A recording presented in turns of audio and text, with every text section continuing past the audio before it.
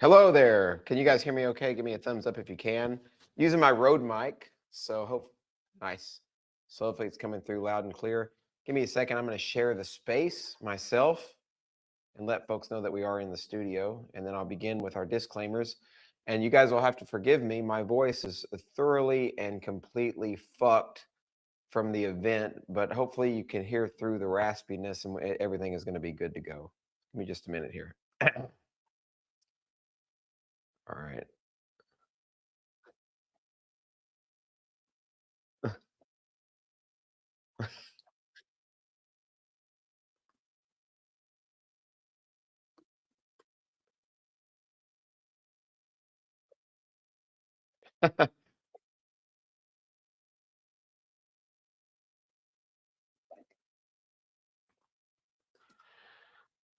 Sweet. All right, I think I got it.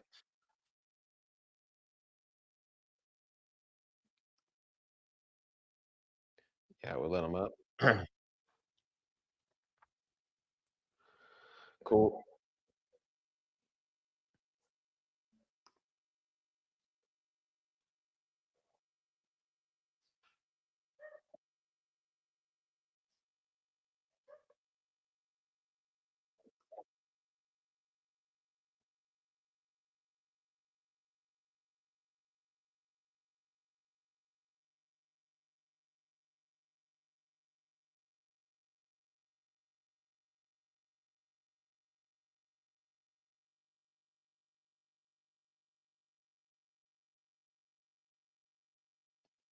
Yeah, absolutely, Logos. I think, yeah, a lot of people, they're going to be completely blown away with how amazing of an event this was. And so if you haven't coming next year is definitely an experience that you want to have, especially if you're trying to build communities, you're thinking about circles, you're also deeply interested in cypherpunk technologies. Highly recommended.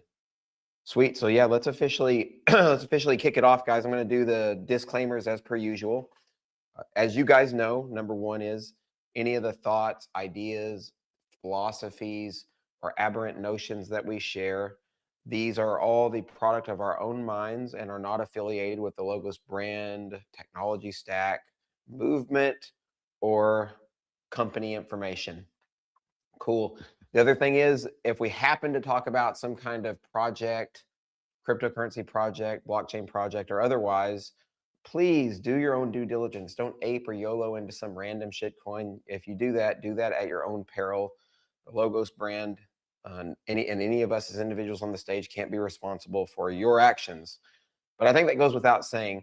And finally, this space particularly, we usually host this space on Tuesdays. As you guys know, we're having to move some things around and finagle the space time because we've all been here in Lisbon for Logos Parallel Society, as a chair mentioned, and then we're also still people are still traveling, etc.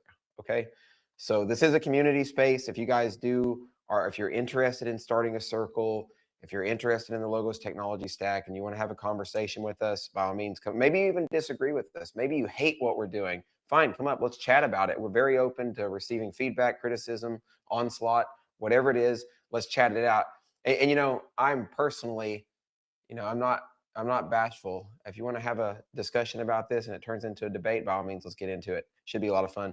Okay, cool. So with that said, I think we can go ahead and begin. We usually start these sessions here with an update from the Logo Circles. As you guys know, a lot of people are still kind of traveling. We do have Roxana here. Chair is obviously here. We have, let's see, I don't. Oh, M is here, of course. So we do have some circles leads, and we'll wait. Probably some more folks will come into the show as well, and we can get their downloads and their updates as well. And then we can get into a bit of a conversation. We could do like a quote unquote follow up for Parallel Society, how it went, some of the details. Man, it was just a blast. But yeah, let's start it off with the circles updates and see kind of where we're headed and what it looks like, especially post Parallel Society. So whichever one of you guys wants to start first, by all means, Roxana's on. If you want to kick it off, you're welcome to. I mean, do I have a choice? That is the question. Um,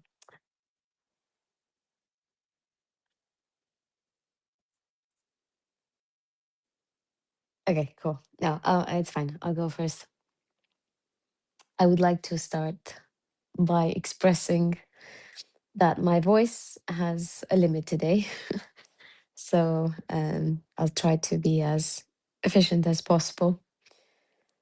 As a result of parallel society, of course, and the really good time that happened there.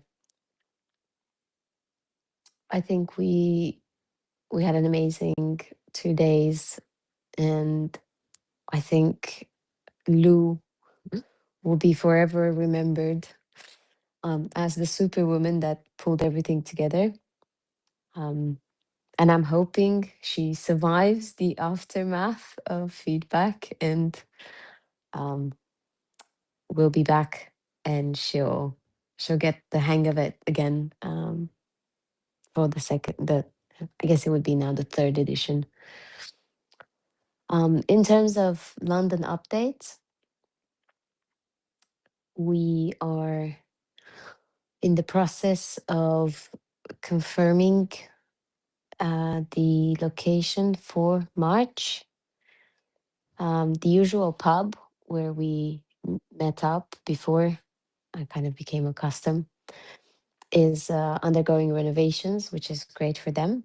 And will have a new look. We've been promised that they will keep the wine room where we meet. It's a very gorgeous private space, but it is uncertain if they will be done with their renovations until the last Monday of the month, which up until now has been the kind of like the day of circles gathering. So we're exploring options.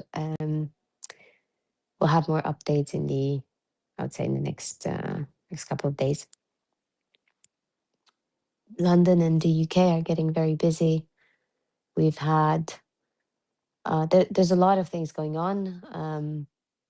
Solana's here. They're doing a lot of activities, but in terms of sovereignty, um, some really good news. There is a sovereign AI hub um, and fund that is being launched and has been announced on the 9th of March.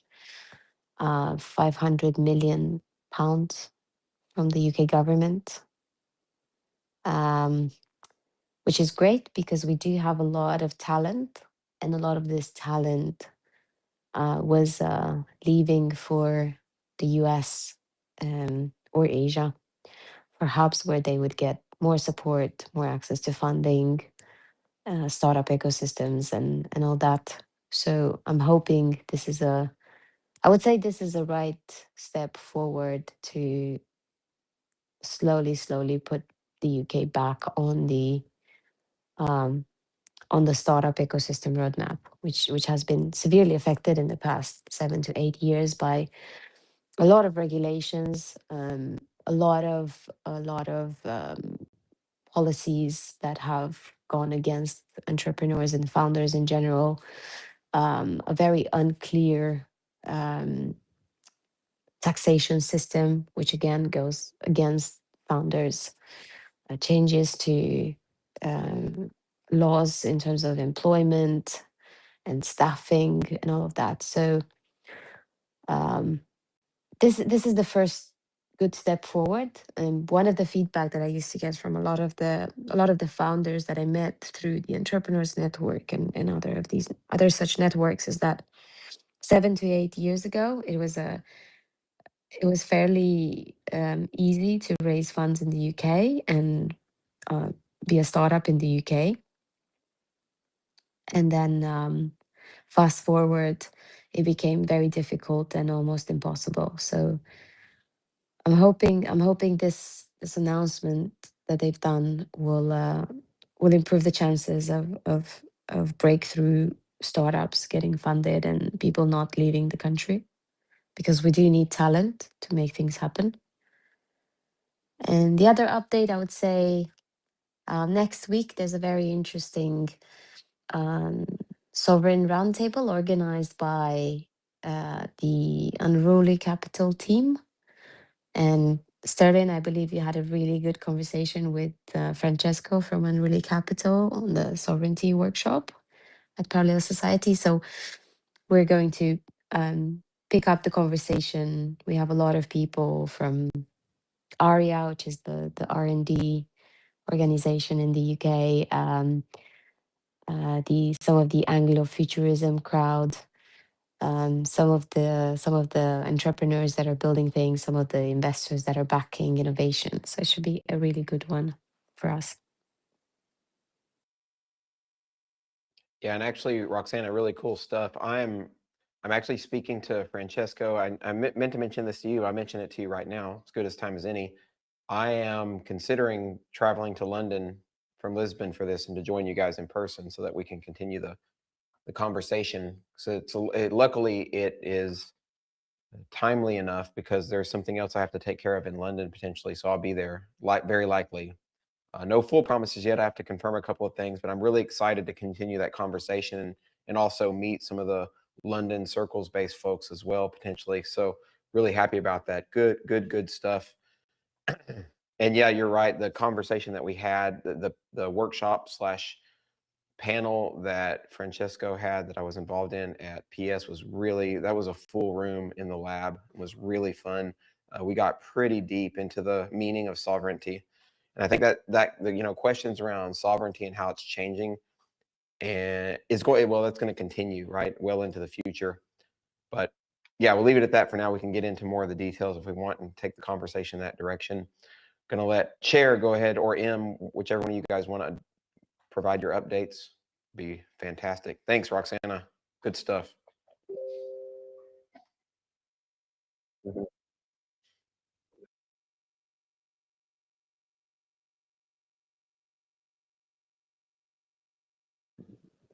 Thanks, Chair. Bro, seriously, it was very cool to meet y'all in person. And I'm so sorry that you guys all got sick after going to Lisbon. I actually felt it. A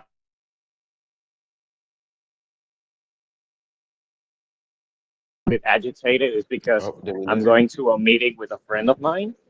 So here's the thing. I would say, as a joke, that you guys are all getting sick from censorship. It's a disease. And let me tell y'all some news that I got today from my sister. She was watching the news. And turns out that in Spain, I will be able to keep pushing the logo circles and the privacy narrative since today the president presented a new idea of app to keep track of the population on social media using the same laws that were used at Venezuela. There was a law called the Resorte Law, which is basically a law that allows the government to do very deep and surveillance to people who are opposed to the government or to censor content that they consider um, like hate speech. So it's just an excuse to do way deeper surveillance in Spain. So, with all that said, I would say I would expect that in the next months we'll be able to have circles full of people concerned about their privacy, since whatever topic that they talk about will be considered hate speech or inconvenient to their government. I would say that the next steps will be finishing my ideas with the latest post that I did on the forum, which will be making workshops related to privacy apps, of course, featuring status and probably even asking for help from other communities as well, like Seekers Barcelona, since they are active again in the town. And talking about Lisbon, to be honest, guys, it was the best event I've ever been. first time that I go to Portugal. Thank you so much for inviting me, and hope to see y'all next time. Let's see when and where is the next event from Logos.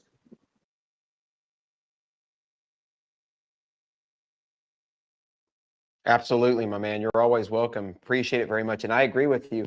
I've been going to events, by the way, been going to events, crypto conferences, pop-up city events, different types of meetups for the better half of 12 years.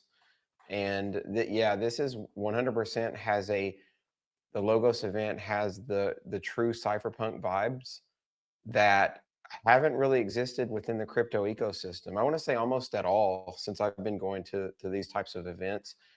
I feel like what we're experiencing right now is a kind of cypherpunk or crypto anarchist renaissance, right? Because that movement really had its heyday originally in the 1990s, but now we're at a point when a lot of those ideas are starting to come back. Some of this has to do with the shift in the narrative around privacy in the mainstream, but it also speaks to the fact that those of us who really and truly believe in these ideas are finally starting to build enough momentum to capture a lot of attention from various other sectors of the society.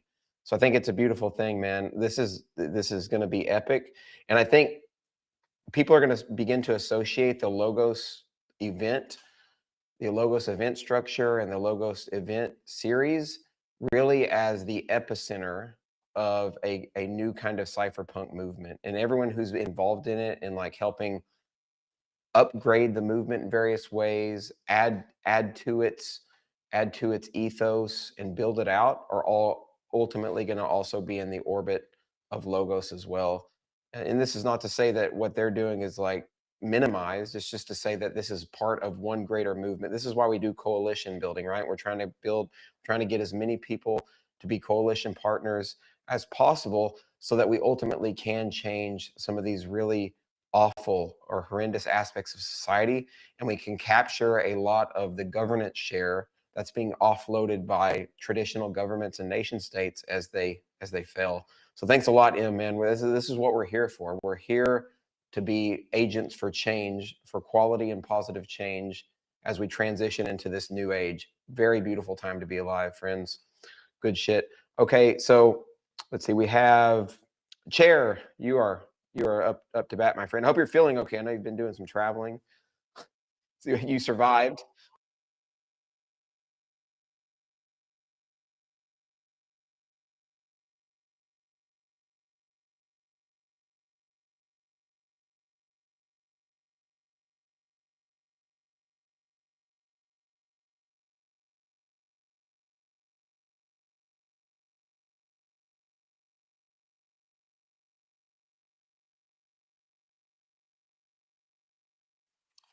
No, I can wait. I just had an insight moment, but I'll share it after you. It's fine.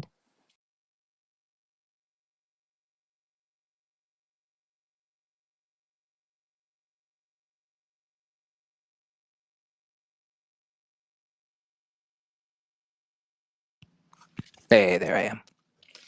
So, as far as the Los Angeles Circle goes, we will have our next meeting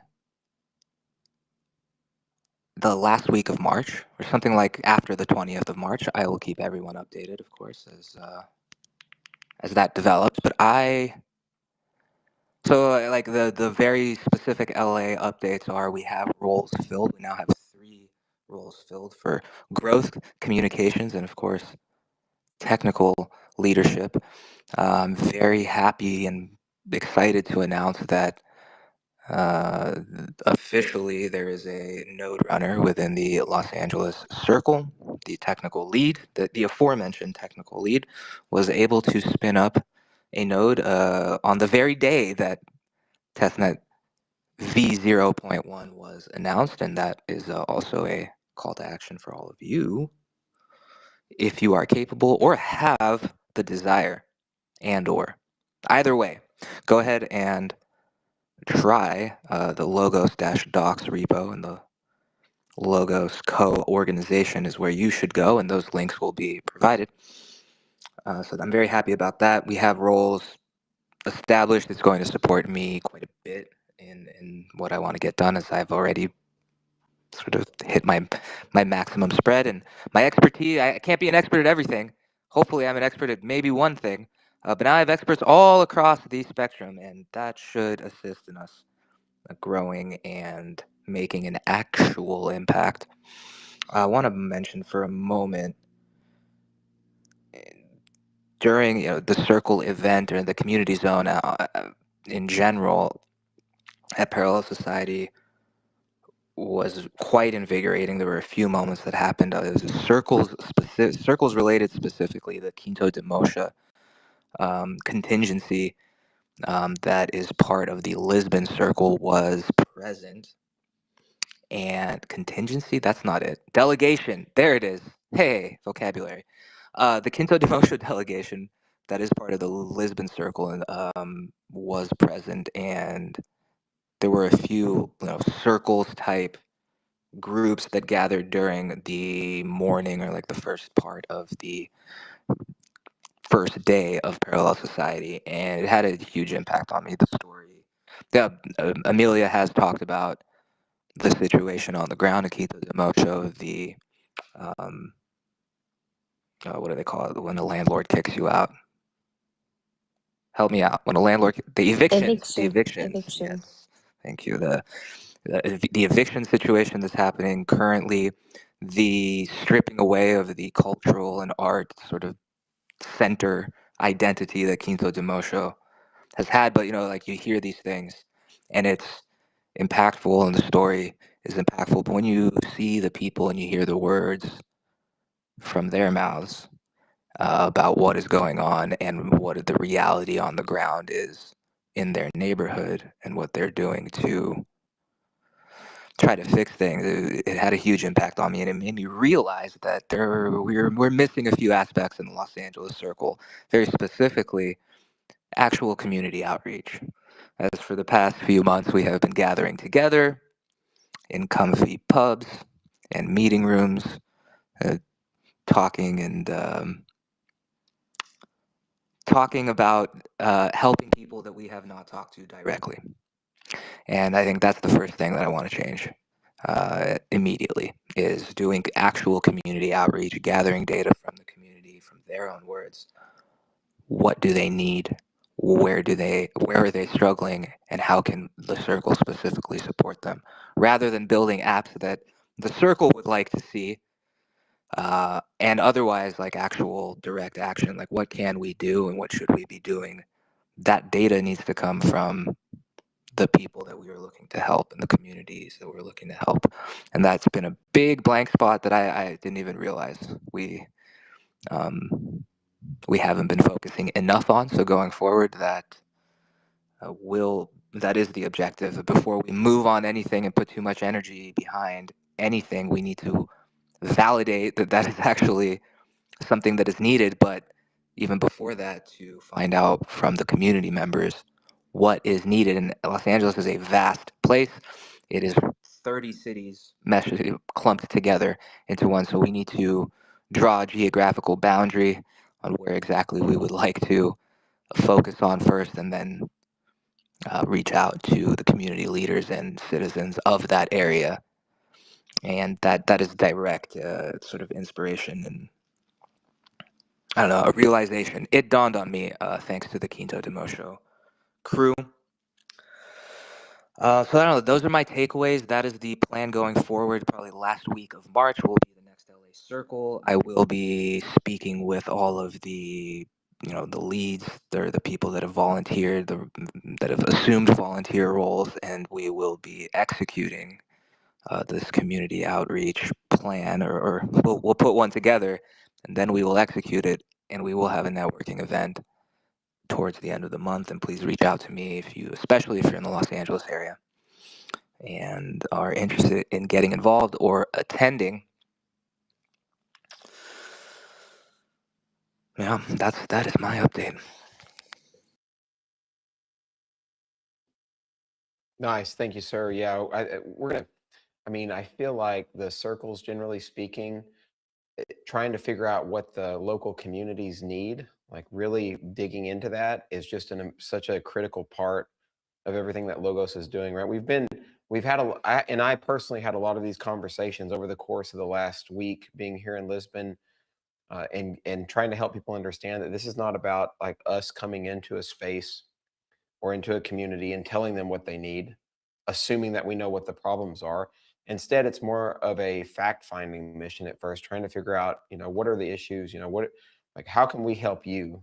How can we bring energy into this community, tools, technology, potentially resources to help you solve some problems? And that's why this is really a grassroots movement, right? And why we continue to talk about it in the context of grassroots activism. So beautiful comments, Chair. Cool. Well, I think we have all of the hosts that we have for our circles here, and I think they've spoken. Roxana, you had an insight or a thought from earlier. Feel free to share that, and then we can kind of move on to the chat. I do want to mention quickly that we do have a tighter meeting today. We anticipated it would be a bit smaller, of a more intimate of a crowd for this space, because a lot of people are still traveling. Ton of people that come to this space actually, we're in Lisbon as well. So, but we want to make sure that we continue to bring value, and we do this as often as possible. We're going to get back on our regular cadence, by the way, in terms of spaces, both for Tuesdays and Thursdays. So thank you all for being here and still staying real with it. So keeping pace with our really busy schedule, especially when we're trying to host these events. So good shit. Thank you all. Roxana, if you had some thoughts, by all means. I'll share my thoughts in a bit on exactly the thing I wanted to say, because I think that ties more into the discussion part on what Chair was saying about kind of understanding what these communities need instead of just focusing on what the circle needs are. We've experienced that in London. One of the Actually, some of the people attending are part of this sort of network state community that has nothing to do with crypto. They just want to develop their own rituals, and they have a physical territory south of the river, and they're building their own computers.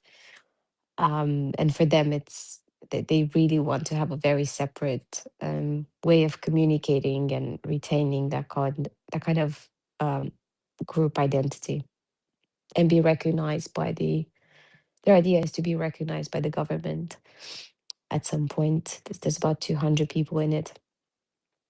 Very, very interesting people, computer scientists, professors, researchers. So very, very interesting people.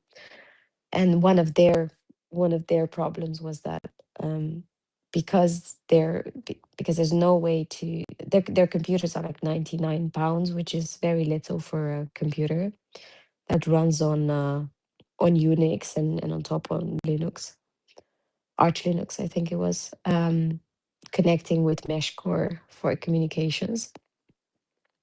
Their problem was that everyone wanting to buy their computer to sort of become part of this network, actual network of people, had to go there physically and be present. So they were hoping by coming to some of the Logos meetups, they could also um, get more people to join their meetups and be interested in some of the hardware that they've been building as an access point to this network community. But also they wanted to offer us the opportunity to send people our way as well, and from their community, and run Logos on that computer that they're developing once we're ready to do I think right now we're getting to the point where we can run nodes. We've had the DevNet was launched at Parallel Society, but it was interesting because this ties to what Chair was saying, that kind of um, need of a community in coming to us, right? Um, so there's definitely something there. I don't know how much we could scale this, but there's something there to explore. On the second part that I wanted to share, It's actually the coincidence because there's a lot of things that have happened in the past week. Um, on March 9th, so obviously we have the UK announcing the sovereign AI fund of 500 million pounds, but we also have the 20th, no, 20 millionth Bitcoin mined out of the 21 million total supply, which happened on March 9. And also on March 9, um, it's been 33 years since the Cypherpunk Manifesto has been published and released by Eric Hughes. So I think it's a very nice coincidence. Also, March 9th being the first day that we recovered after Parallel Society. But it's a very nice coincidence, and I think it ties greatly into this idea that we're definitely on the brink of something.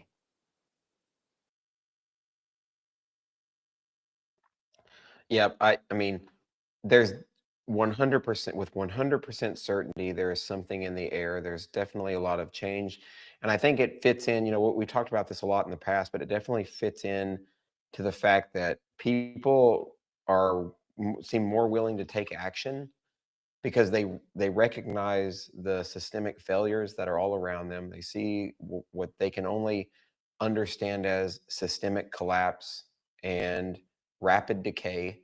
So having a one term that's been used for this, having a safety net, right, that is capable of retooling and rebuilding civil society is something that's desperately needed. And we're not just talking about the social, or sorry, no, we're not just talking about the technological infrastructure, which is important, right? That's one part of the Logos ecosystem, but also the social and the cultural infrastructure as well. And this is something I think that is really different from a lot of different types of organizations who are maybe crypto anarchist aligned, where they're focused very heavily on promoting whatever their product is, right? And of course, they're trying to get a return on that. That's important if you're a business, but by the same token, you need cultural change as well. You need people talking about these ideas, but you also need them sharing stories with one another, connecting with one another, and developing a new kind of cultural attitude and cultural ethos from the ground up, right? If you don't really have that glue that helps bind these communities together and these people together, then it's very difficult to develop a kind of momentum to take on all of these quote unquote governance services and begin to create these new kinds of societies. I think so. The cultural part is one piece, which doesn't necessarily directly tie into like the activist component of it because it can be standalone. But then you also kind of do need like the Gandhi-esque satyagraha kind of mindset where you have a peace force, right? Where you have some kind of civil resistance at the center of everything that you're working on as well. And I guess to some degree, that mindset is naturally already built in or embedded into the culture in a variety of different ways because it's people who just have an understanding that everything else is broken. All the traditional and legacy attitudes that people have are not working, not for mental health, not for social health, not for mutual understanding, not even for like having dinner at the table with your family and friends. That feels like something is greatly wrong with that particular culture if you can't even share your feelings and your attitudes and your thoughts with those folks and them understand it, right? I think this is particularly prevalent in youth culture to a large degree, where they just feel more and more removed from the status quo. And I think the one way to try to resolve this is to have a movement that has an evolving kind of set of cultural understanding and communication philosophy, because it's through that conduit that we're really able to create a new kind of society that can kind of also understand like youth culture, understand why there's a need to resist and not, because I think tradition, this is just my experience growing up. I knew from a fairly young age that this system was already really fucked and going downhill very quickly, but I didn't feel like I had a lot of people that I could actually talk to about that would understand it. So in a way, this is like counter propaganda as well. It's fighting back against an ecosystem that heavily propagandizes society, that pushes a bunch of garbage, right, in the form of these these asinine memes that keep people connected together through these like normie attitudes. So trying to figure out how to spread actual philosophy is the key to pushing this movement forward. So yeah, really well said, Roxanne. You got me off on a whole tangent there. I really like this particular direction of the conversation. It's really the philosophy of creating cultural resistance movements almost. Yes, and that is very relevant to us. Um, like some of the plans we have in London is to launch a digital rights hub, particularly in the style of sorry, particularly in the style of um, the Cypherpunk Manifesto, but also a lot of the other information and tooling that is out there available um, for regaining digital sovereignty and privacy at the individual level. So it's definitely we're onto a movement that goes beyond just I would say it goes beyond just the ideological part, but it goes more into the actionable part, and is it's essentially inviting everyone to join, which before was something that was kind of it was I would say it was available for people that were really really deep um, into the technological part, but also into the ideology part. But now, um, normalizing and making privacy mainstream and making digital sovereignty mainstream, I think it's a very different kind of movement and messaging we want to put out there. Yeah, this is, I think, an interesting part of the conversation too. And by the way, I want to remind you guys, if anybody wants to come up and chat with us, as usual, this is a community space. You're welcome to.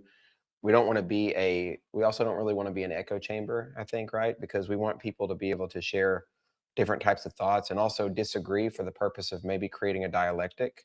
And so we try to really promote that also. And that's just a normal part of communities. And I still think, by the way, there is a world where even with different circles, but also just different parallel societies that are emerging, all of those can potentially have different types of philosophies that underlie them, right? Where the views there, the perspectives, the motifs, the ideologies, those are all potentially totally different, right? Now, of course, with the Logos movement, we largely have very much at our core, like traditional activist perspectives, cypherpunk, crypto anarchist perspectives, et cetera. But we understand that there are also communities that may have sort of a different way of going about their building their communities, building their philosophies, and that's just part of the way that the new world is developing outward. But it is key to understand that some of these communities may not be great for our overarching goals. So this is why trying to create the movement like Logos is creating with that resistance or that activist element at the center, and also the technological sovereignty piece is so critical for creating a foundation that acts like almost like a feather bed for a soft landing for a lot of different communities. So yeah, Chair. As you say, dialectic, it made me, I recall specifically a moment that I had at Parallel Society on the first day, as I realized that I think concurrently at the same time, Lieberland, which is a very libertarian, is right there in the first part of its title, was doing its presentation, I believe in the zone or the technical zone, or that one in one of the corners. Um, Lieberland was doing their presentation while at the same time, the folks from Edge Cities and Solarpunk OS and Irby.eth, and the Edge Cities crew, let's call them, were set up in the community zone. And I was standing right in the middle. So ironically, it was flipped to my left, because I was facing north towards the Lord, of course. To my left was Lieberland, And to my right was Edge Cities and Solarpunk OS. It was really, so speaking of a dialectic, we had a real left and right, we had a good left and right representation happening at the same time at Parallel Society. And that is about as perfect of a balance that that I think can be struck as Logos Tech and the Logos movement is very relevant and needed and supported by both sides. And I think it's a testament to the manifesto and everything and all the work that has been done since the crafting of the manifesto to attract a truly, to create a truly neutral platform where anyone and everyone hopefully can be represented and build on top of.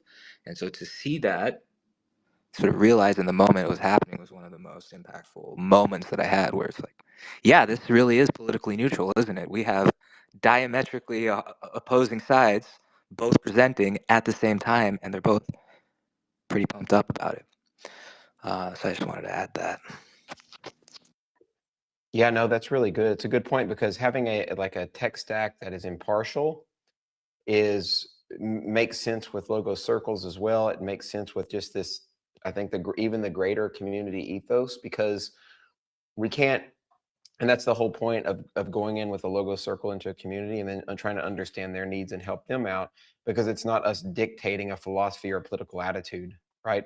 Instead, it's all about how can we support you and your issues that exist around governance failures, right? I think we have some general philosophical principles or ideas that a lot of us, especially with logo circles, align on, but it's also the understanding generally that there are going to be differences, right? We all can't just agree on everything with 100%, sameness, with an attitude of, having exact same views.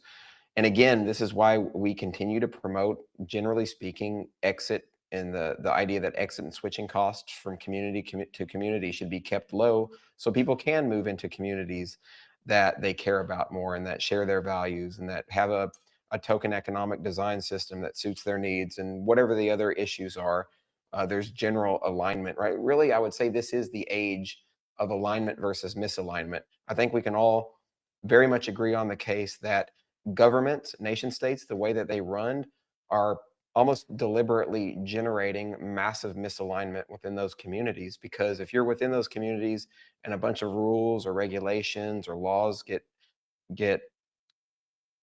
pushed, and it's very likely that we're going to disagree with those laws, and a lot of people will, simply because it's coming from the top down. So this is also speaking to the power of having more decentralized or polycentric kind of common law types of mutual understanding that arise from the bottom instead of the top, which is, I think, generally speaking, and most of us here agree. If you don't agree with me, that's fine. If you don't agree, we can talk about it. But having these communities form from the bottom up and creating a world that is generated from the bottom up rather than from the top down, because we've seen it's not only about the quote unquote morality of it, I think, is one thing, but also the fact that when you're doing things from the top down, there's a tremendous amount of inefficiencies that also lead to corrupting game theoretic dynamics, right? So yeah, Chair, you have a comment too? Or maybe it's a legacy hand. I hate the hand glitch thing too. Yeah, it's a legacy. It could be a legacy.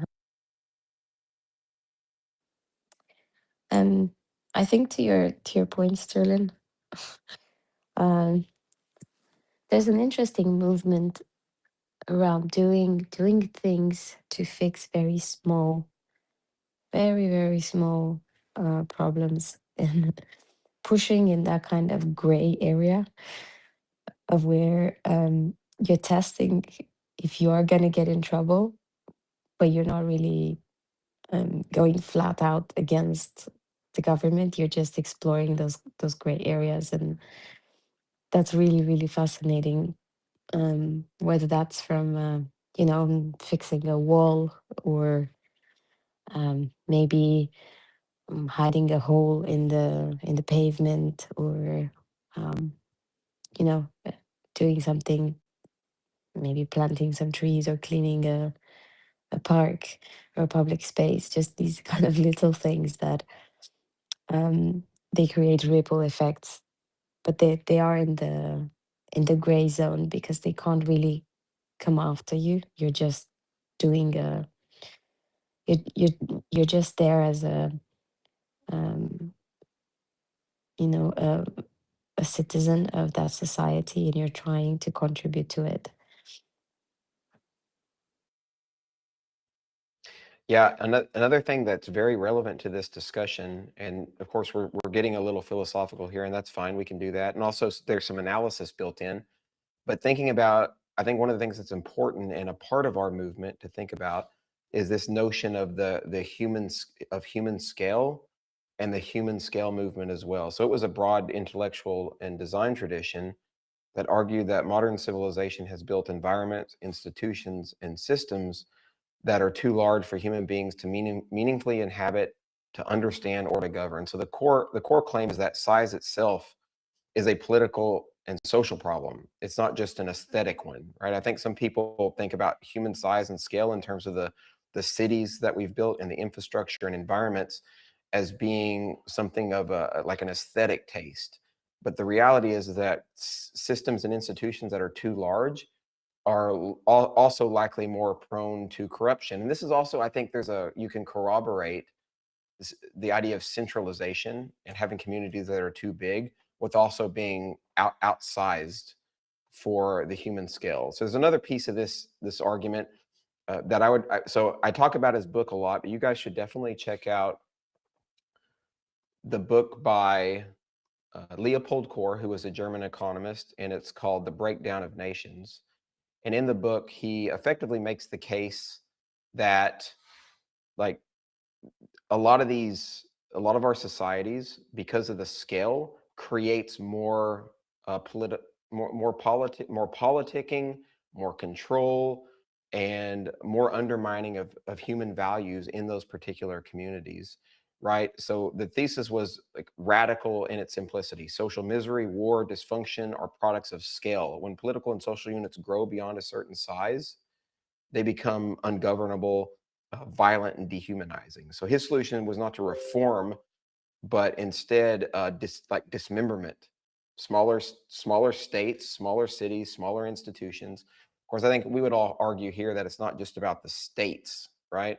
It's like creating a whole new kind of build out or infrastructure for our societies, and the notion of a state ultimately goes away. So, of course, he was writing in the 1950s. This was way ahead of its time in terms of really, this was a radical thesis of decentralization super early, and then people have really ran with that idea of human scale, and people like Kirkpatrick Sale, he wrote a book called Human Scale Revisited, and in the book he makes a similar case that except he focuses a bit more on technology and urban design and urban planning.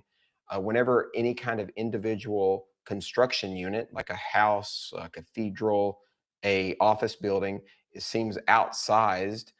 Again, it's not just aesthetic, it actually has an impact on the relationship that we have in humans. Something that we were talking about at a dinner, Logos dinner, the other day, where before, we were sitting around having a glass of wine, European style, in the day, we were discussing this notion of like the public squares vanishing from human cultural and social life. And it's the public square where people would come together, they would congregate, you would meet each other, there was human connection, there was meaning making, there was agency in those environments.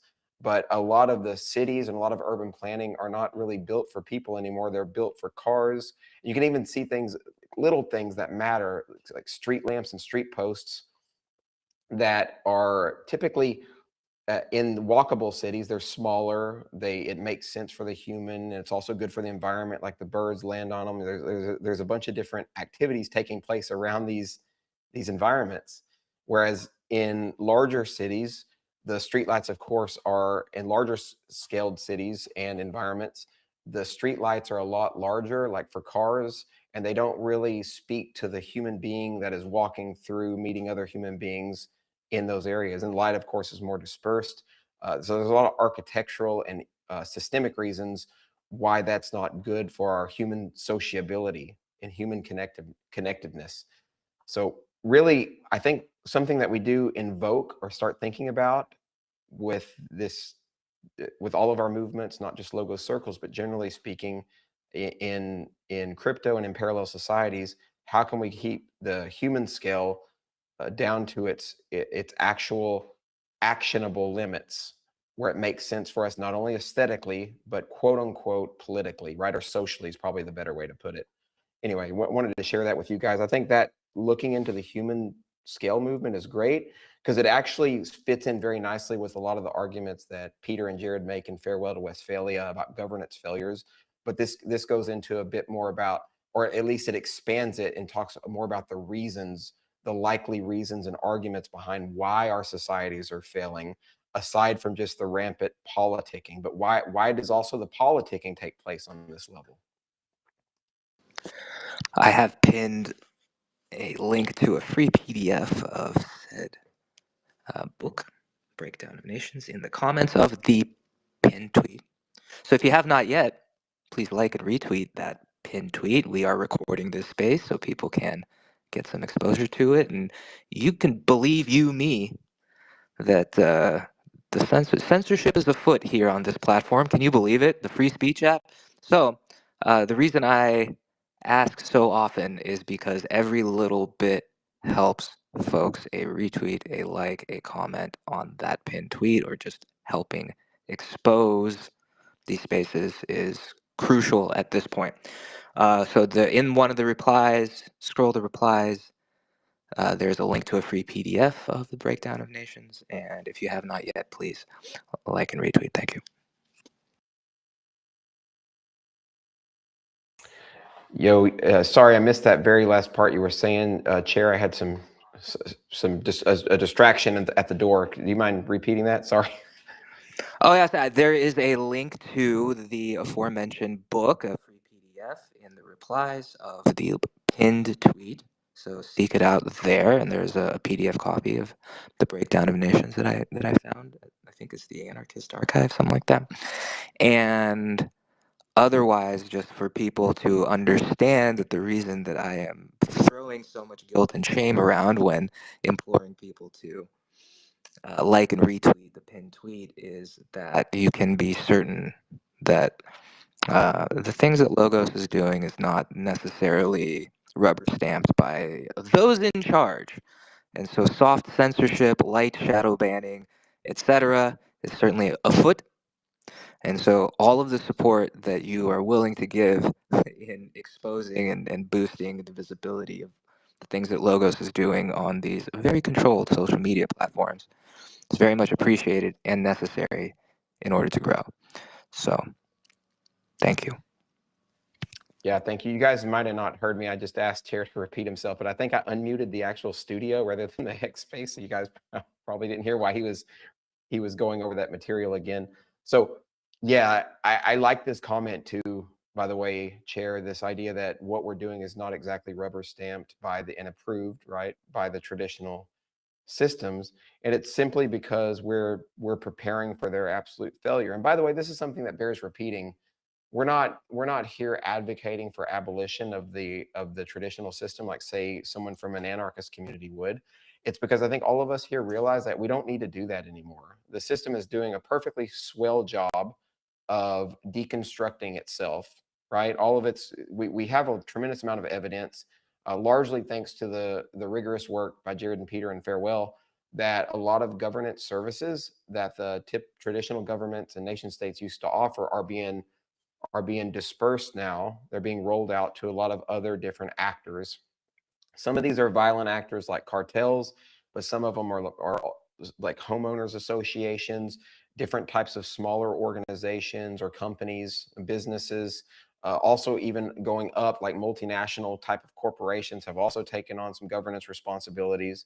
So the point here is that we create the necessary and sufficient conditions to take on those governance services, And we're here as that quote unquote safety net that I mentioned earlier. And this is a term that some folks within the Logos community actually uh, mentioned, and I personally like it.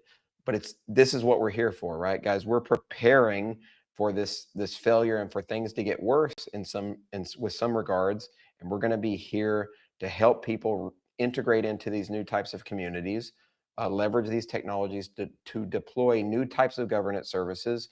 This includes everything from an economic system with token economic design models, and also governance, dispute resolution, dispute arbitration, human connection, various kinds of social institutions. This is why Logos Circles and the human movement is already being rolled out as the technology is being completed and worked on as well. So with that said, guys, I think we're moving toward the end of the show here. It's exactly the top of the hour. I want to, we do have TD up here to speak, so I want to let TD add his thoughts as well. Sorry, TD, I just now saw that you were up here. Thanks for putting your hand up. Welcome to the stage, friend. Hello, can you hear me? Loud and clear. Yes, thank you.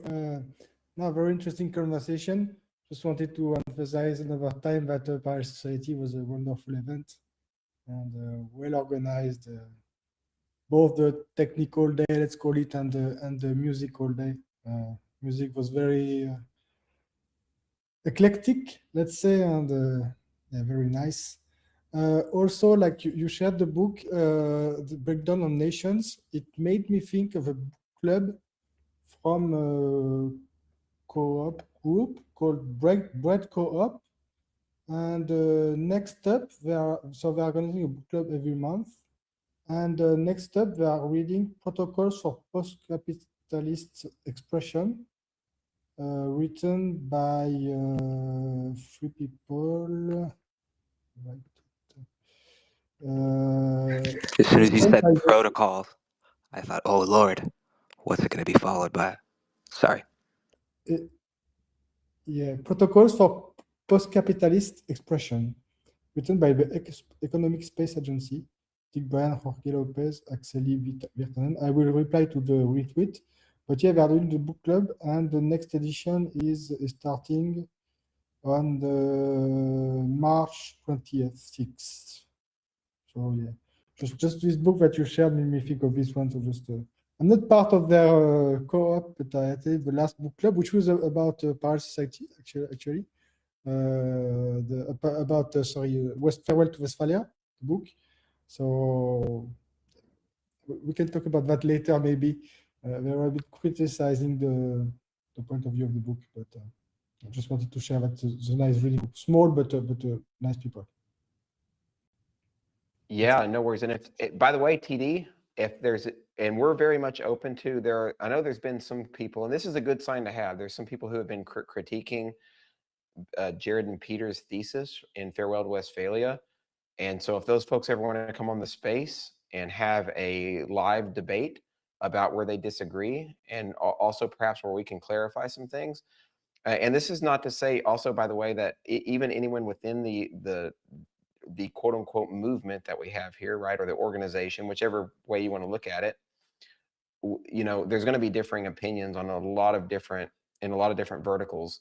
So it's always just, I think, a de facto understanding that there are differences of opinion regardless, but still we hope to clarify some different ideas, especially if there's strong disagreements too about their thesis. I'm personally happy to have a discussion with folks, and I know that Chair and Roxana here are as well, and other folks within the organization. So certainly. All right, I think we really do got to call it quits now. We ended up having a lot of people show up in the space here. Before I completely wind down, I'm gonna let Logos have some final words, and then I'll land the plane and we'll finish it up.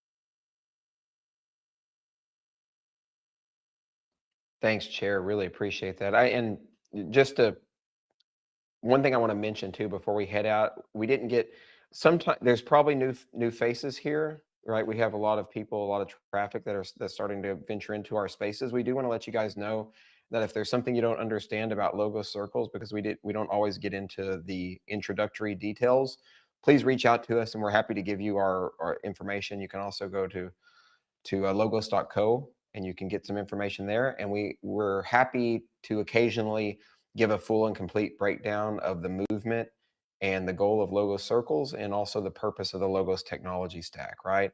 But we definitely want to add value in the form of the philosophical reasons and the socio-political reasons for why we're doing this movement. And I think it's really apropos for me to start ending this by saying that this is not about, so we are involved in the quote unquote crypto ecosystem, but it's not about crypto for the sake of it. It's not just about, printing out some cryptocurrency, figuring out how to build some kind of exchange and then just making a bunch of money, right?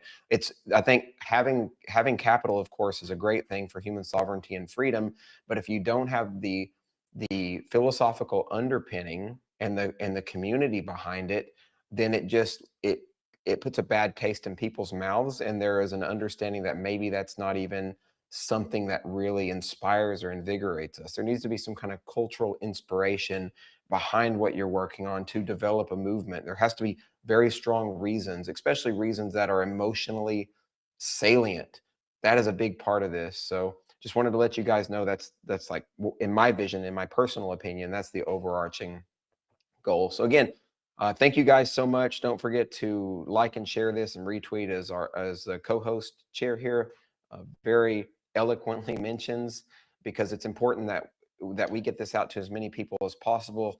We're definitely wanting to continue taking the time to provide as much value as possible and want you guys to have access to that value and also to provide value to the community as well. So again, thanks so much. I want to thank Roxana for being in the space, Chair for co-hosting, and being here week after week, time after time. It's just so important. Thanks for the OGs for being in the space. OW, Zab, Onsite, Tiger, Godfrey. We have Syndrome, Ruler, OPDE, a number of people in the space. Polis is also here. We have a number of people in the space who contribute and continue to be here because they understand the value and the efficacy of the movement. So let's keep it up, guys. Thanks so much. We are in the midst of a massive transition in the way we do human governance, coordination, and in the way that we understand how to develop our relationships in a way that makes sense, right? That's to the human scale. That's to the human heart. So let's keep it up. We'll see you again tomorrow. We have special guest, Hakeem Anwar with Above Phone and Above Agency and Take Back Our Tech to discuss the de-Google future and to look at how we can start maximizing our freedom in a world that has become more of a surveillance state. So we'll see you tomorrow for that space. Thanks so much, guys. Appreciate it very much. Cheers and have a great day.